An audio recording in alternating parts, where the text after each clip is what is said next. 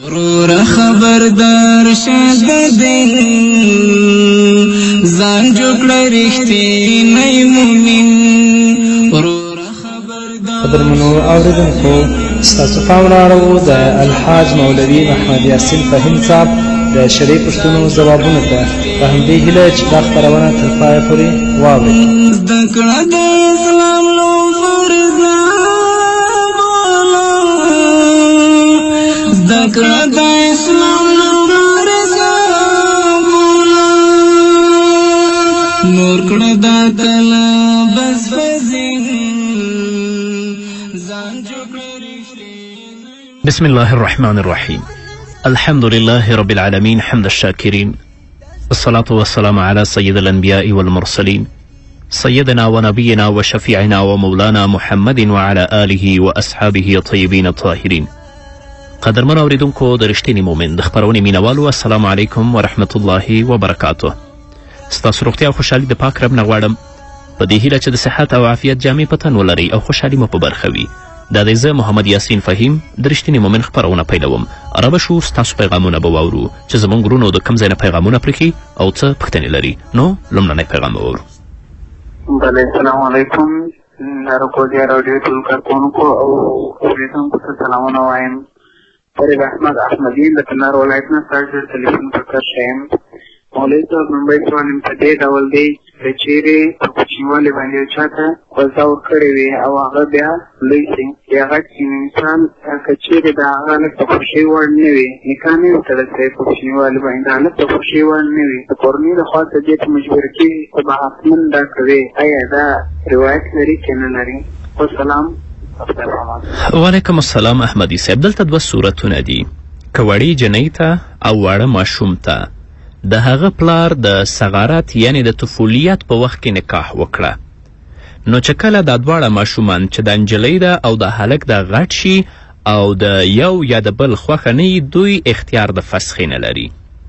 لکه فتاوی هندیه اول جلد 215 صفحه، همدارنګه در المختار دویم جلد 213 صفحه کې لیکي فإن زوجهما أي الصغير والصغيرة الأب والجد فلا خيار لهما بعد بلوغهما. که چیرې ماشومې ته او ماشوم ته د هغه پلار یا د هغه نیکه صغارت وخت کې یعنی طفولیت وخت کې نکاح وکړه نو وروسته د بلوغ نه دوی لپاره اختیار نشته دی. وروسته د بلوغ نه دوی لپاره اختیار نشته دی. اما یوه مسئله که داسې وي چې په نامه یې شوي خو نکاح یې نه وي کړي، په نامه یې شوي وي نکاح یې نه وي کړي، بیا دلته د دې خوښه ده کوي یې که نه کوي. دریمه مسئله دا ده چې ماشوم ته د هغه پلار نه بلکې بل چا یوه جنۍ د ماشومتوب په حالت کې په نکاح باندې واخیستله، خو چې کله دا ماشوم غټ شه د دې ماشوم خوښه نه وه یعنی د وروسته د بلوغ نه خوښه نه وه چې دې جنۍ سره نکاح وکړي، اوس دلته دا هم په خپله صلاحیت د فسخې نه لري تر څو چې فسخه قاضي ونه کړي. انشاءالله رد المختار دی په دویم جلد کې په 323 صفحه کې. همدارنګه فتاوی هندیه اول جلد کې 287 صفحه کې لیکلي دي وحاصله اذا كان المزوج للصغير والصغير غير الاب والجد. که ماشومې ته او ماشوم ته پلار او نیکه نکاح په صغارت کې نه وکړي بلکې بل چا کړې وه فلهما الخيار بالبلوغ او العلم به فان اختار الفسخ لا يثبت الفسخ الا بشرط القضاء. نو خيار د بلوغ کې چې کله دواړه ځوان شي اختیار لري چې کوي که نه کوي، خو دا فسخه چې کوي هغه به څوک کوي؟ قاضي به کوي. رابه شو بل پیغام ته. السلام علیکم. د هلمند د ولایت څخه تاسو ته پیغام پرېږدم.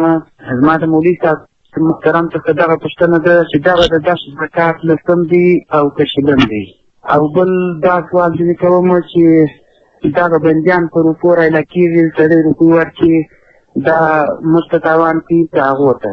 بل دا پوښتنه لرم د محترم مولوي صاحب څخه چې د اصحاب کهف په باره کې موږ ته د جمعې په ورځ معلومات راکړي. والسلام. وعلیکم السلام. د دشتو زکات چې دی هغه لسمه ده یعنی که للمي وي که اوبه وي، او مسئله د بندیانو د خلاصولو چې هغه کفار اوس که یا ظالمان اوس که بندي وي په هره طریقه چې په ظلم و جبر سره نیولی تاسې خلاصولی شي خلاصې کړئ، ګناه به هغو ته وي. او انشاءالله که ژوند د اصحاب کهف په باره کې به معلومات د قرآن څه وایي خپرونې نه تاسو واورئ. بل پیغام به واورو. الو السلام علیکم دا ډاکټر زه راډیو کارکوونکو اورېدونکو ته سلامونه او نیکې وړاندې کوم. بعد سلام مولوي صاحب نه 3 پوښتنې دي. لومړی پوښتنه دا چې که د یو کس د لمانځه په تیر شي دا کومه ګناه لري او که زیاته. دوهمه پوښتنه که یو کس نه پوښتنه وکړي چې راپاسه لمونځ وکړه هغه وایي چې نه کوم دردونه مونځونه مې کړي دا نور هم نه کوم، آیا دا څومره ګناه لري؟ او درېیمه پوښتنه دا دویم کس ورته ګناهګارېږي او که نه؟ والسلام د راډیو زنده‌باد. وعلیکم السلام. د مانځه په مخه کې تیریدل یا هغه څوک چې د مانځه په مخه کې تیریږي د رسول الله صلی الله علیه وسلم په حدیثو کې هغه لپاره سخت وعید راغلی دی. حتی په یو حدیث کې رسول الله صلی الله علیه وسلم فرمایي لو علم المار بین یدی المصلی ما علیه من الوزر لوقف 40. روایت مختلف دی. هغه څوک چې د چا د مانځه په مخ کې تیریږي که هغه پوه شوی وی چې په ما باندې څومره ګناه ده نو هغه به درېدلی وی 40 محدثین لیکي یا 40 ساعته یا 40 ورځې هغه به د مانځه په مخه کې نه وی تیر شوی. او په بل حدیث کې رسول الله صلی الله علیه وسلم فرمایي که څوک د ستاسو د مانځه په مخه کې تیریږي لفظ د فقتلوه ذکر کړی چې تاسو هغه وډبوئ ووهئ نو باید چې د مانځه په وخه کې بغیر د ضرورت نه تر حده پورې کوشش وکړي څوک تیر نشي. اما که فاصله د 3 مترو یا 2.5 مترو وسیږي بیا کولی شي چې تیره شي زموږ تیر شي یا ستره وي بیا تیریدلی شي. دویمه مسئله چې تاسو چاته نصیحت کوئ چې ته مونځ وکړه هغه وایي زه مونځ نه کوم دونه مې کړی دی دا ځینې کلمات کفري کلمات دي انسان کفر ته رسوي او د اسلام د دایرې نه وباسي. تاسو پوه شئ که هغه جاهل وي بدبخته وي په خپله خبرو باندې نه پوهیږي هغه ته اصلا دا نصیحت مه کوئ په بله طریقه باندې پوه کړئ ځکه هغه به کافر شي او د اسلام د دایرې نه به وځي هغه به په خپل کفر باندې خبر نه وي. نو امر بالمعروف چې کوئ ډیر په حکمت سره ډیر په طریقې سره چې هغه په کفر کې ونه غورځېږي او تاسو ګنهګار نشئ. بل پیغام به واورو. السلام علیکم مولوي صاحب، زه په خیره خبرې کوم د نظم اسمه زما یو پوښتنه درلودله که چېرې څوک د نارینه اولاد لپاره تعویض وکړي دا څنګه کار دی؟ صحیح دی کار؟ د الله ذات دی چې چاته لور ورکوي یهب لمن یشاء اناثا او د الله ذات دی چې چاته زمن ورکوي یهب لمن یشاء ذکورا او د الله ذات دی چې هغه چاته زمن ورکوي او چاته لورګان ورکوي او یزوجهم ذکرانا و اناثا او د الله ذات دی چې بلکل څوک عقیم ګرځوي هغه ته اولاد نه ورکوي ویجعل من یشاء عقیما. شته ځینې دعاګانې به بهترینه دعا دغه ده چې ربي لا تذرني فردا وانت خیر الوارثین. دغه دعا دې لولي انشاءالله هیله ده چې الله رب العزت به هغه ته نارینه اولاد ورکړي. که د ټولو تعویضونو دونه تاثیر کولی نو چا به بلکل د سره لور نه غوښتلی. بیا هم که یو عالم څخه چې هغه د الله په کلام باندې خبر وي د رسول الله صلی الله علیه وسلم په حدیثو کې معلومات لري در دې ته څنګه هغه عامل هم وي که هغه څخه ورځئ تاسو ته څه مشوره کوي لیکنې درکوي باک په دې کې نشته دی. بل پیغام به واورو. زه د مولوي صاحب څخه پوښتنه لرم چې زما مور یو 25 کاله مخکې هلته یو 25 کاله والا یو ویښتان سپین وه نو دې سر توروئ اوس یې ویل وایي دا حرام دي دا ټولې نوکرو کې دا باندې سر مه توروئ. یوه پوښتنه مې دا وه او بله پوښتنه مې مولوي صاحب څخه دا ده چې وایي د ښځو د نارینه په لمانځه کې فرق شته دا زموږ سره حدیثونه شته وایي نارینه او ښځه باید یو رقم ووایي او دا د مذهبونه باندې د مذهبه باندې خو ډېر غټ خلاف دی چې یو وایي د امام ابو حنیفه یم بل مذهب یم فارسي کې دا رقم چې څوک وایي دا ساتوي الله حاتوي او رسول په طریقه باندې ځم نو ولې څوک دا رقم نه کوي نو دا مذهب یې ولې څوک یې که داسې باندې ښه معلومات راکړي. او بل خبره مې دا وه چې بله خبره دې پاتې شوه نه پوهېږم چې هغه په مذهب باندې کوم ګزار و که څنګه و خو پاتې شوه. د ویښتانو یا د ګیرې رنګول د نارینهو لپاره په تور رنګ باندې دا حرام دی. ګوره په دې باید موږ او تاسو پوه شو. اما د ښځې لپاره رنګ که هغه تور وي که هغه زیړ وي که هغه نکریزي وي په دې کې باک نشته دی. اما سړی هم کولی شي چې په زیړ رنګ همدارنګه یا نکریزو باندې د خپل ګیره او د خپل سر هغه رنګ کړي یعنی نکریزي په ګیره او په سر باندې ښودلی شي خو تور نشي کولی.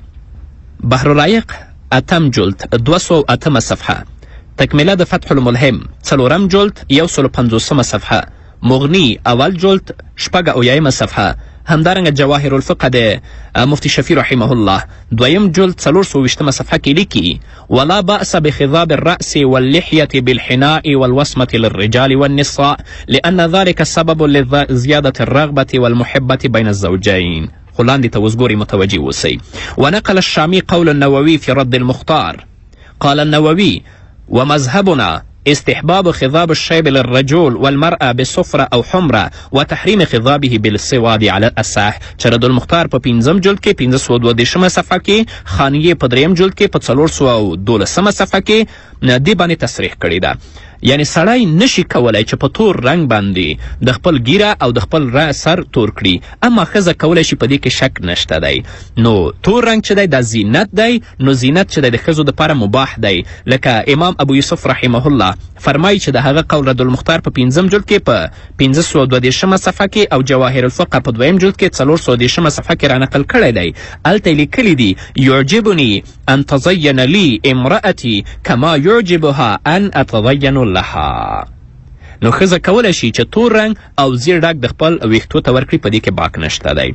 خو یوه مسئله دلته شته دی، که د ښځې سر سپین شوی وي او هغه غواړي یا سړی ګیره سپینه شوې وي، سر سپینه شوی وي، هغه څوک چې د دې ریباري ته راځي هغه دوکه کړي، هغه ته فریب ورکړي، نو دا بیا حرام دی.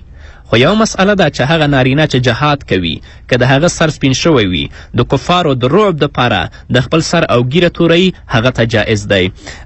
یو بله مسئله هم ده چې ځینې خلک دي چې البته د 50 کلنۍ 60 کلنۍ کې ودونه کوي ځوانانو ښځو سره، نو که د ښځې زړه یې نه غورځېږي هغه هم کولی شي څه ناڅه فقهي جواز ورکړی چې ګیره او سر تور کړي.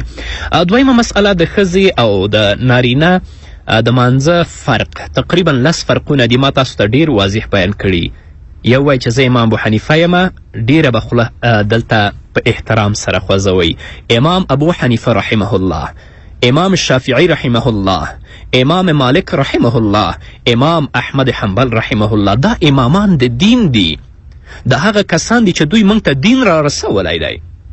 د دوی په فقاهت باندې، د دوی په تقوا باندې، د دوی په زهد باندې باید موږ وویاړو، په ځانګړې توګه چې الحمدلله موږ د امام ابو حنیفه رحمه الله مقلدین یاستو.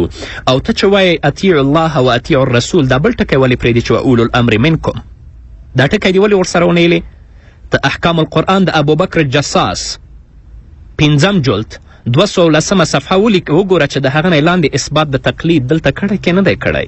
همدارنګه روح المانی 5 جلد 148 صفحه لاندې د دې آیات چې فاسألو اهل الذکر ان کنتم لا تعلمون. همدارنګه د رسول الله صلی الله علیه وسلم ګڼ شمېر احادیث دي چې هغه نه ثبوت د تقلید شخصي کیږي.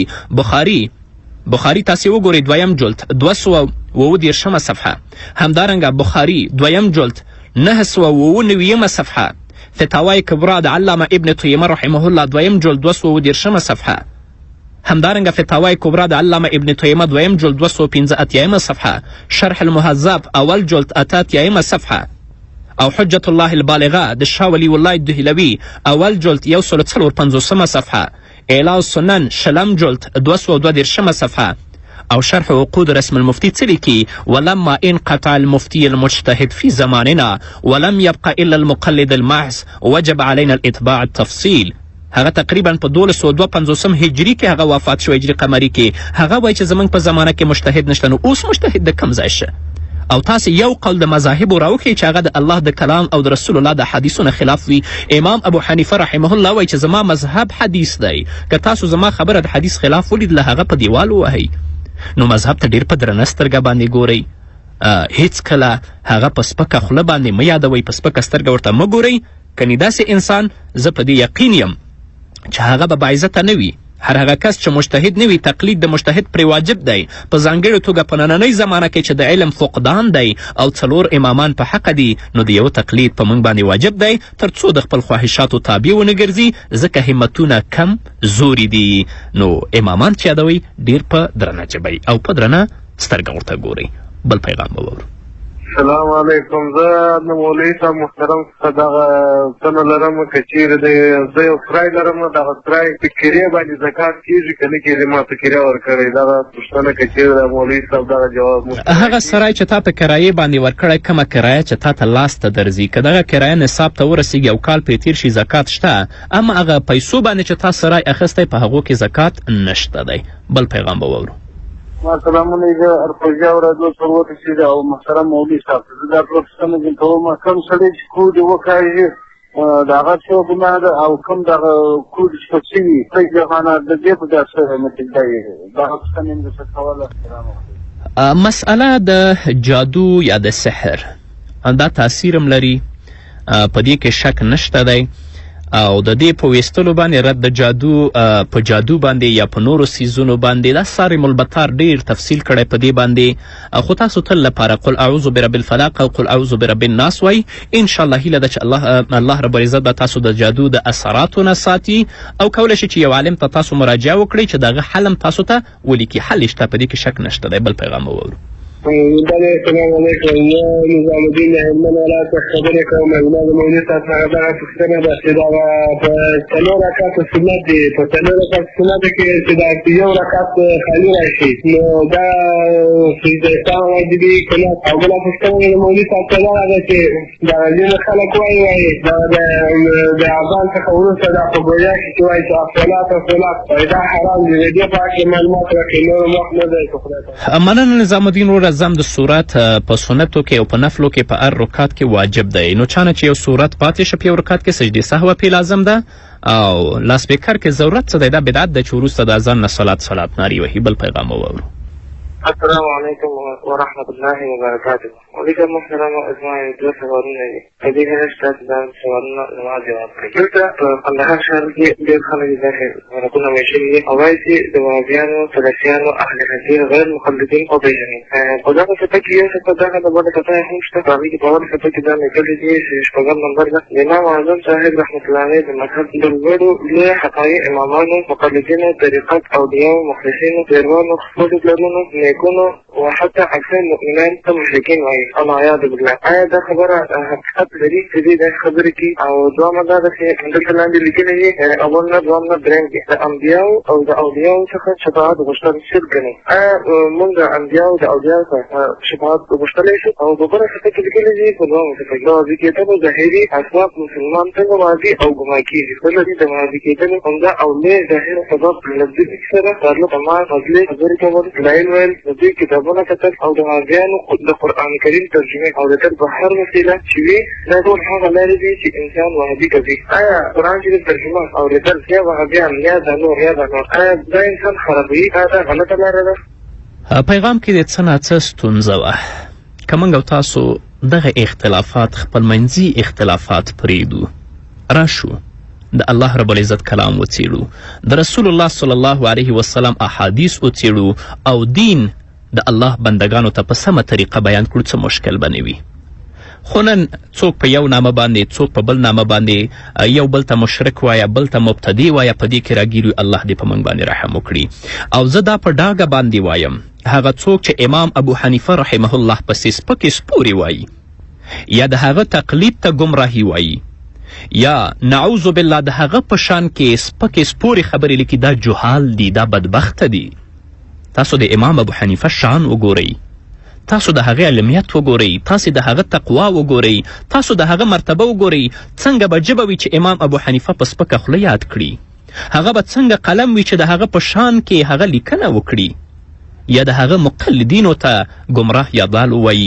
دا بدبختي ده، دا جهالت ده. الله رب العزت دې موږ د دین وساتي. او شفاعت د اولیاو، شفاعت د انبیاو، شفاعت د علماو او شفاعت د شهداو دا خو د رسول الله صلی الله علیه وسلم د صحیح احادیثو نه ثابت دی. تاسې به د ژوند لار خپرونه تعقیب کړي. په هغه کې رسول الله صلی الله علیه وسلم ما یو حدیث بیان که ویلی دي چې هلته به یو کس دومره خلکو ته شفاعت کوي چې هغه به د بني تمیم د قبیلې نه ډیر وي. وای دا به اولیایی، دا به انبیایی. وای نه، دا غیر د اولیاو د انبیاو نه، دا به انبیایی. وای نه، غیر د انبیاو نه، دا نور کسان دي، نیکان دي، اولیاء دي چې هلته به هغوی شفاعت کوي. شفاعت د دې ثابت دی، دې نه څوک انکار نشي کولی. او د الله رب العزت کلام داسې کلام دی چې په هغه کې څوک تحریف نشي کولی. نه زه کولی شم چې مقلد یم او نه غیر مقلد کولی شي. د الله کلام به هغه شان ترجمه کیږي لکه څنګه چې الله ویلی دي. مفسرینو لیکنې کړي دي، دا نه چې د خپل ځان نه موږ پکې تحریفات شروع کړو او په هغه کې د خپل فاسد عقاید وڅیړو. نه، نو که زمونږ یو غیر مقلد چیرته ترجمه کوي چې د الله کلام په سمه طریقه باندې بیانوي چې څنګه الله ویلي، په دې کې څه ستونزه نشته دی، خو دا نه چې د خپل عقاید پکې وڅیړو یا د بل چا مذاهب سپکاوی پکې یاد کړو یا هغه څوک چې مقلدین دي هغو ته دواړه ګمراه ووایو. محض ترجمه هر څوک کولی شي چې خو په صحیح توګه باندې وکړي. بل پیغام به واورو. السلام علیکم، زه عبدالرحمن د کندهار ولایت د ارغنداو ولسوالۍ مولوي صاحب ته ډېر ډېر سلامونه کوم. بعد سلامه څخه زه یو پوښتنه لرم، هغه سجې ډول ده چې زموږ انا یو نظر ایښی و، هغه همداسې نظر و چې لو با یو ګلګۍ اګر سر یې پیدا شي زه دا خیراتوم د یو چرګ د ارواح په خوښۍ لپاره د خدای. نو اوس هغه نظر که موږ پرېږدو چې پر دوه ور پرېږدي همداسې مادر کوي موږ ته اجل تاوان رسېدلی یا دا حیوان ورته کېږي یا مثلا نور تاوان رسېږي. آیا دا ورته چې پرېږدو نو څنګه دي؟ چا چې نظر کړی د نظر پوره کول پرې واجب دي، خو نظر د الله په نامه د پیر په نامه نه. حتی که یو نخود غیر د الله د نامه نه د بل چا په نامه باندې نظر کړي دا شرک دی. پیر څوک دی چې د هغه په نامه باندې تاسې نظر کوئ؟ هر نظر کوئ چې د الله په نامه باندې وکړئ، د هغې احترام و قدر بېل ځای کې وساتئ. بل پیغام واورو. السلام علیکم مولوي صاحب، تاسو ته ډېر سلامونه. زه رابل ولایت څخه رمضان وایم. بعد له سلامه څخه زما دا پوښتنه ده، په کلي کې پنځه کسان په ګډه خیرات سره کوي او په دې خیرات کې د دوو کسانو روپۍ د معلومدار حرامې چې پردي مځکې لاندې کړي او دا د حلالو روپو والا خیرات له مابینه تصدیق پنځي. وسلام. ټول ګډوډ په پاکې اوبه کې نجسې اوبه واچوه چېرته پاتې کېږي، خو ټولې پلیتې شوې. بل پیغام به واورو. السلام علیکم، د رکوزیا راډیو ته احترامات وړاندې کوم. زما اول سوال دا دی چې که چیرې د رګ نه وینه واخیستل شي او هغه د مورقې او نورو مرضونو د معاینې په خاطر وي، نو دغه وینې په اخیستو سره اودس ماتېږي که نه؟ دویم سوال مې دا و چې زه ډوډۍ خوراک په وخت کې بسم الله له مانه ډېرېږي همیشه، نه پوهېږم کوم عمل وکړم، کوم ذکر وکړم یا کوم کار وکړم چې بسم الله ویل راته یاد شي. او درېیم د ډېر شکر ادا کولو دپاره د خپل رب العزت د ډېرو نعمتونو چې راکړي دي د هغې د شکر ادا کولو دپاره ښه طریقه کومه ده؟ یا نفل وکړی شي؟ بلکل هغه وینه چې د رګ نه وایستل شي پې اودس مات دی او ورخطا کېږه مه خوراک وخت کې ډېر په اطمینان سره وخوره، بسم الله به دې یاده شي، که په اول کې یاده نه شوه په آخر کې به یاد شي. او طریقه د شکر د نعمت د الله رب العزت دا ده چې د الله طاعت او عبادتو کې آخرینی پیغام واورو. السلام علیکم مولوي صاحب، ما دغه پوښتنه ده که چیرې څوک خپل اولاد بل چاته ورکړي نو شیدې هم نه کوي، دا د کوچني حق خو به په مور پلار پسې نور وي، دا کومه معلومات؟ بلکل حق لري، هغه حق چې لکه څنګه شیدې ورکوي همدارنګه دغسې حق مور و پلار په دوی باندې لري. خو په آخر کې زه یو پیغام لرم، راځئ چې د خپل منځي اختلافات پرېږدو، څوک په یو نامه څوک په بل نامه باندې به نه یادوو، بلکې د الله کلام د رسول الله احادیث په سمه توګه خلکو ته بیان کړئ، تر څو د دې بدبختي او د دې مشکلاتو او مصائبو نه زمونږ خلک راووځي. خلک هم حیران دي په دوو کې پاتې چې زه د چا ومنم، یو ملا راته دا وایي بل ملا راته دا وایي. خو زه په دې متیقن یم چې هغه زمونږ غیر مقلد ورونه چې واقعي علما دي هغه هیڅ کله د مذهب سپکاوی نه کوي، چا پسې سپور هم نه وایي او مقلدینو ته دواړه ګمراه هم نه وایي. او د دې خوا واقعي علما چې دي محض غیر تقلید ته البته دوی ګمراهي او بدبختي نه وایي. ځینې جهال شته په هغه طریقه کې په دې طریقه کې چې د اختلافات یې منځته راغورځولي په دې هیله چې الله رب العزت موږ تابع د خپل کلام او د خپل د رسول الله صلی الله علیه وسلم د احادیثو وګرځوي، هغې لارې توفیق من ته راکړي چې په هغه باندې الله او د الله رسول خوشحالیږي او د خپل منځي اختلافات نه موږ او تاسو پیوځو. خو امامان به ډېر په درنه ژبه باندې یادوئ، ډېر په درنه سترګه به ورته ګورئ، د هغو شان ته ګورئ، د هغو فقاهت ته ګورئ، د هغو تقوا ته ګورئ او موږ تاسو ته ګورئ چې امام ابو حنیفه یا امام ابو یوسف یا امام شافعي یا امام مالک یا امام احمد حنبل په سپکه خوله یا په سپکه سترګه باندې یاد کړو. الله دې موږ ته د نیکو اعمالو توفیق ټولو ته راکړي. دا وه زموږ نننۍ خپرونه چې ستاسو درانه حضور ته وړاندې شوه. تر بلې خپرونې پورې تاسو ټول په پاک رب سپارم. ښاد بریالي او کامیاب اوسئ. د مځکې آسمانونه شنه سیندونه جګ غرونه دا خو ټول ستا پیدا دي یا الله یا الله دا خو